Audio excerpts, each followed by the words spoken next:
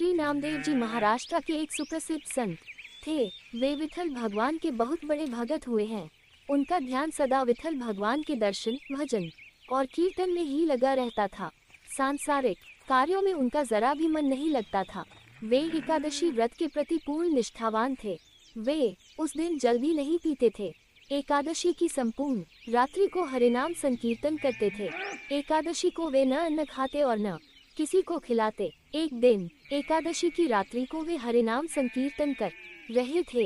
उनके साथ अनेकानेक भक्त भी संकीर्तन कर रहे थे। अचानक एक क्षीणकाय, हड्डियों का ढांचा मात्र एक वृद्ध ब्राह्मण उनके द्वार पर आया और बोला, मैं अत्यंत भूखा हूँ, मुझे भोजन कराओ, अन्यथा मैं भूख के मारे मर जाऊंगा। श्री नामदेव जी बोले, मैं एकादशी को न अन्न खाता हूँ और न अन्न किसी और को खिलाता हम। अतः ब्राह्मण देवता प्रातः काल सूर्योदय का इंतजार करो, व्रत का पारण कर आपको भर पेट भोजन कराऊंगा। ब्राह्मण बोला, मुझे तो अभी ही भोजन चाहिए, मैं 120 वर्ष का बूढ़ा हूँ। एकादशी व्रत 8 वर्ष से लेकर 80 वर्ष तक के लोगों के लिए है। मैं भूख से मर जाऊंगा और तुमको ब्रह्म हत्या का पाप लगेगा। श्री नामदेव जी ने कहा, ब्राह्मण देवता चाहे कुछ भी हो जाए, मैं आपको भोजन नहीं करा सकता, कृपया आप सुबह तक प्रतीक्षा करें।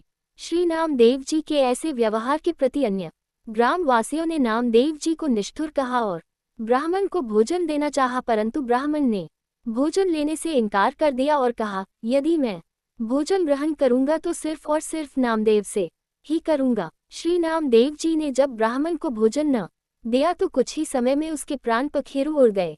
वहां उपस्थित सभी लोग श्री नामदेव जी के प्रति अपशब्द कहने लगे और उन्हें हत्यारा कहकर संबोधित करने लगे। श्री नामदेव जी कुछ न बोले, पूर्ववत विठल भगवान के भजन और कीर्तन में ही लगे रहे तथा एक पल के लिए उठे और मृतक शरीर को ढक कर रख दिया व मृतदेह के समक्ष नाम संकीर्तन करते रहे।